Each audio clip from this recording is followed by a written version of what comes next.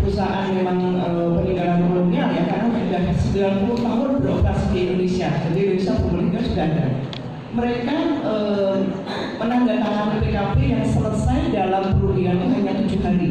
Luar biasa. Jadi karena memang perusahaan sudah lama, terus kemudian adanya rasa kekeluargaan dari antara si owner perusahaan, manajemen dengan pekerja, sehingga yang sudah lama itu berlangsung berulang-ulang dan kemudian diperpanjang, diperpanjang baru itu tidak perlu memakan satu waktu yang lama. Tapi kemarin adalah ini PT ISS saya hadir juga, itu perlu waktu 4 tahun. Nah ini cukup saya mungkin cukup heran ya, nanti Bapak Ibu juga heran kenapa ada sampai 4 tahun, ada cuma 7 hari. Jadi memang disinilah antara perusahaan dengan pekerja yang mungkin ada serikat ya, di dalamnya menggunakan serikat itu, mereka ada yang memang ada hal-hal yang memang nggak ketemu. Tapi kalau yang saya lihat di berita, mungkin karena sudah perusahaan yang udah lama, kemudian dia tidak pernah terkena gangguan, ibaratnya mau ada krisis apapun dia tetap eksis ya. Jadi antara hubungan antara pengusaha dengan pekerja itu cukup bagus, sehingga tidak perlu lama-lama ya Pak. Yang kemarin ada yang misalnya ya dari PKB kemarin dari apa atau ditambah apa itu kan yang cukup dengan 7 hari itu yang kemarin luar biasa. Jadi ketika saya mewakili dirjen itu, saya tidak perlu membuat nasihat. Biasanya kan ada nasihat arahan dari Bu Dirjen ya, apa yang mau saya berikan nasihat ataupun arahan karena cukup bagus. Jadi harusnya yang semacam ini menjadi benchmark bagi perusahaan lain, kenapa bisa. Nah ini kurang lebih beberapa pengalaman ya. Nanti kalau yang hari Senin juga ada, cuman saya belum tahu nih hari Senin itu ada penandatangan PKP berapa lama mereka melakukan pengujian.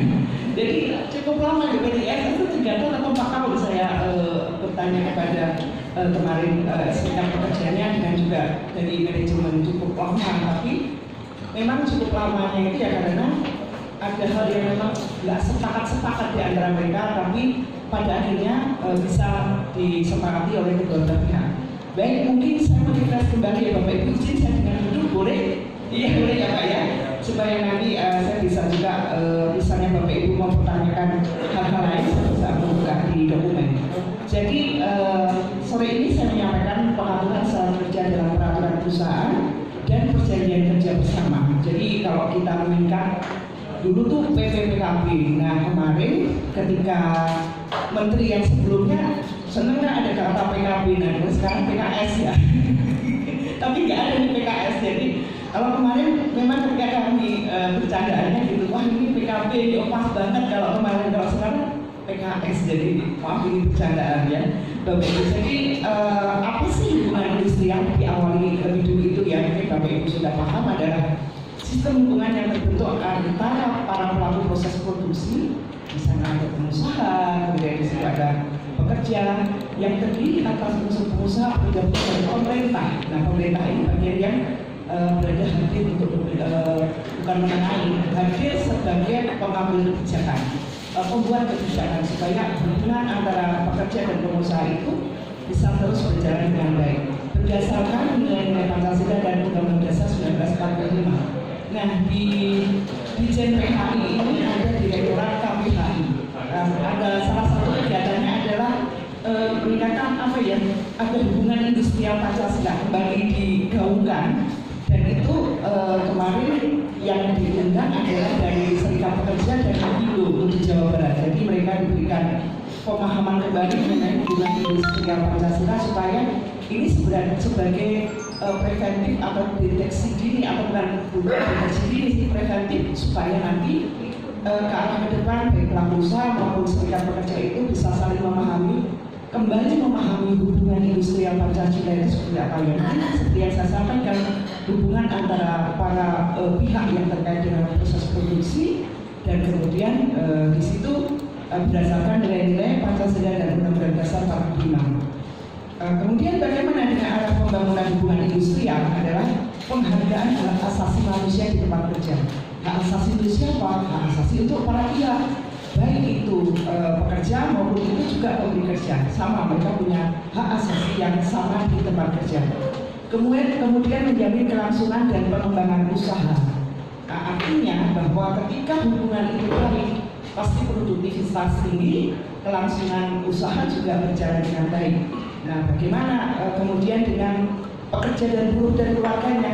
Dengan adanya hubungan industrial, peningkatan kesejahteraan terjamin lah seperti itu. Jadi seperti yang di kasus, bukan kasus ya, contoh baiknya di Bintang itu ya, PT Multi Bintang Indonesia, itu memang menganggap sebagai pekerja itu adalah aset atau keluarganya, dan si pekerja menganggap tempat kerja itu sebagai rumahnya, sehingga mereka sama-sama nyaman ya, satu sebagai aset yang dilindungi, satu lagi dia sebagai menganggap tempat kerja itu sebagai rumah keduanya, sehingga rasanya mereka tidak ada sekat, akhirnya membuat semacam kelompok-kelompok yang bertentangan. Kemudian mewujudkan hubungan industrial yang harmonis, dinamis, berkeadilan dan produktif, ini semacam bahasa dewanya seperti itu ya, tujuannya adalah seperti itu. Biasanya seperti itu, ada bahasa-bahasa dewa yang diinginkan akan harmonis, dinamis, berkeadilan dan produktif, dan itu tadi saya sampaikan bahwa ketika harmonis kemudian dinamis dalam artian itu ada perubahan-perubahan yang memang tidak mengganggu atau tidak menimbulkan friksi-friksi, kemudian berkeadilan dan akhirnya apa, produktif baik tentu saja perusahaan itu akan menghasilkan istilah omset yang tinggi, pekerjanya juga mungkin semangat berproduksi untuk kemudian peningkatan dalam istilahnya kinerjanya. Ini arah dari pembangunan hubungan industrial. Kemudian ada, saya sampaikan yang berikutnya adalah faktor penting menjaga keberlangsungan usaha dan bekerja. Jadi tadi sudah di awal apa sih tujuannya untuk arah pembangunan hubungan industrial. Yang pertama adalah adanya pengelolaan manajemen yang baik atau good corporate governance. Kalau pemerintah itu good government ya, seperti itu governance. Apa aja mungkin mirip dengan pemerintah.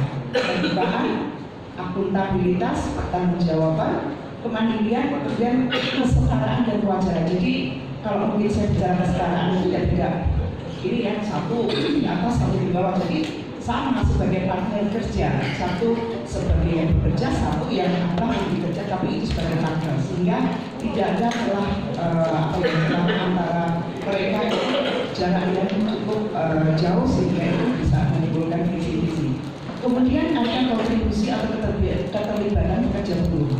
Jadi ada ketersediaan infrastruktur yang memadai, kemudian pelatihan dan pengembangan keahlian. Jadi kalau di dalam Undang-Undang 13 itu adalah kewajiban pemberi kerja untuk memberikan peningkatan kompetensi kepada pekerja dan buruh. Nah, ini adalah pelatihan dan pengembangan keahlian. Ini bagian dari hal yang harus diperoleh oleh pekerja dan buruh ataupun yang diberikan peluang itu oleh pemberi kerja.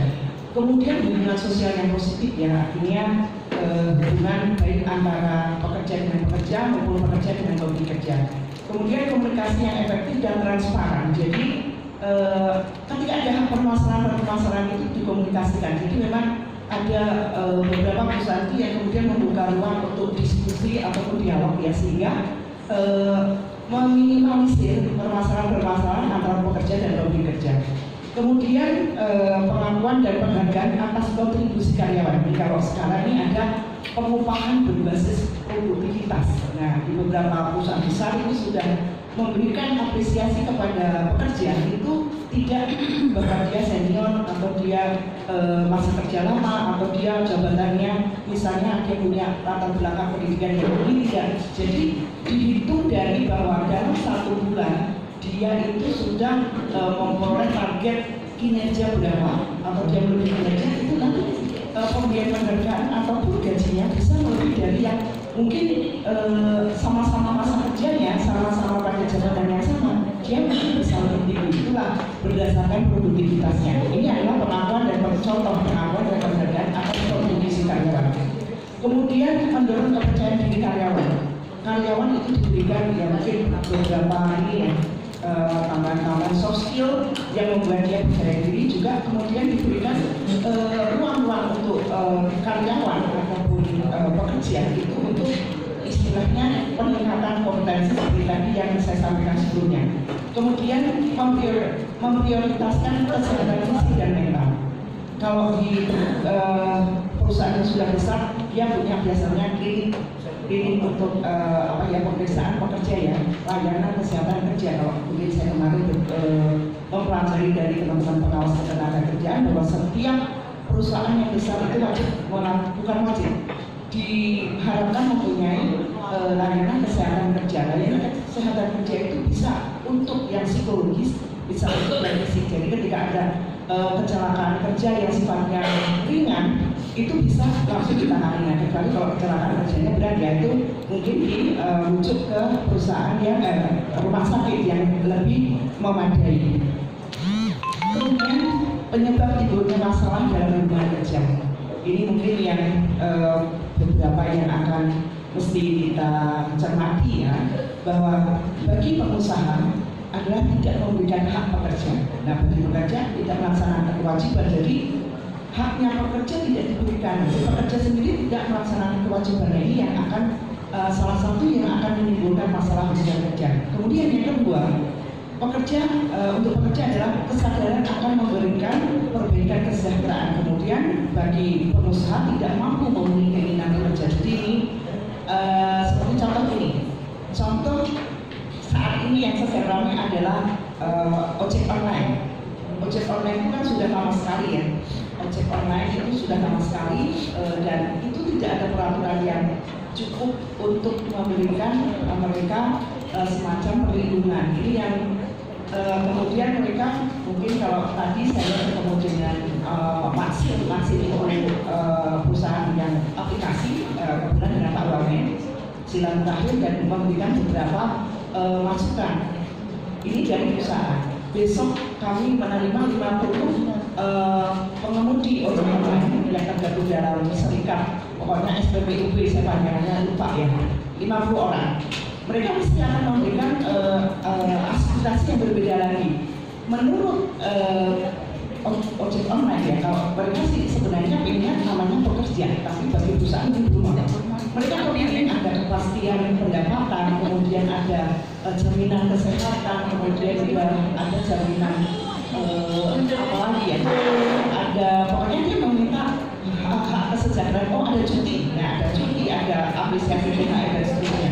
Nah, bagi perusahaan kan tentu harus melihat dulu kemampuan kami mampu nggak ketika mereka dikoordinasikan ke BPJS, toh satu driver online itu bisa 4 atau 3 yang ada dalam istilahnya satu perusahaan. Ini yang merepotkan. Jadi kemampuan perusahaan itu belum tentu setara dengan apa yang diinginkan oleh pekerja. Ini yang kemudian harus ada kesamaan pemahaman, kemudian kesepakatan, sehingga hal-hal yang sifatnya tuntutan itu harus disesuaikan dengan kemampuan perusahaan. Dan perusahaan sendiri harus terbuka, jangan sampai sebenarnya mampu tapi ngomongnya nggak mampu. Ini seperti itu ya. Jadi komunikasi. Nah, seperti yang nomor 3, kurangnya komunikasi antara pekerja dan pengusaha. Jadi pengusaha berdekatan dengan kekuasaan, dengan Pak Prabowo misalnya, jadi menekan misalnya seperti itu. Terus pekerja berdekatannya kekuatan, dia akan mengarahkan massa, istilahnya demonstrasi dan seterusnya, banyak ini. Jadi sekarang ini akan kalau melihat fenomena di lapangan ya kita susah membedakan. Ternyata serikat pekerja berdekat dengan kekuasaan. Perusahaan sendiri dekat dengan kekuasaan, ini yang agak repot. Jadi kalau untuk pemerintah ya kita tetap dalam posisi untuk ketenagakerjaan ya. Kalau menangani masalah-masalah ketenagakerjaan tentu tetap menggunakan kebijakan-kebijakan yang bisa sama-sama bukan kalau memuaskan juga nggak bisa, tapi mengakomodir, minimal mengakomodir apa yang diinginkan dari pengusaha maupun pekerja. Kemudian adanya dampak perubahan ekonomi, politik, dan sosial. Jadi misalnya bisnis perusahaan naik turun. Nah, sekarang ada PTSD tax nih. Kemarin kan bilang pilot, kemudian isunya ada PHK. Ternyata hari ini kita kemudian melakukan istilahnya kunjungan lapangan meminta statement yang benar ini apa. Ternyata kami belum melakukan PHK. Tapi kami sebenarnya baru merumahkan. PHK pernah kami lakukan sebelum ada keputusan pilot.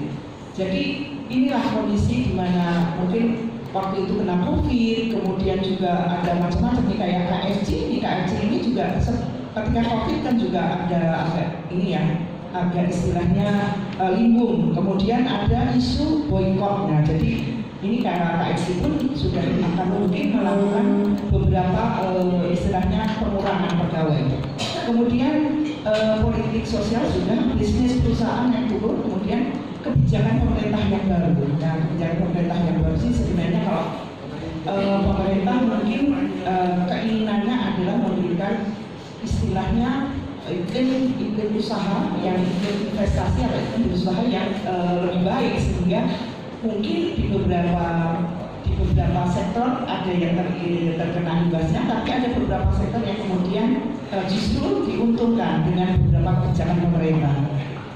Kemudian untuk upaya pencegahan perselisihan hubungan industrial di perusahaan ini, Bapak Ibu, nanti ini ada konsiliator juga ya, konsiliator, kemudian arbiter, kemudian juga hakim ad hoc. Mungkin saya mohon maaf nggak membaca secara lengkap tadi.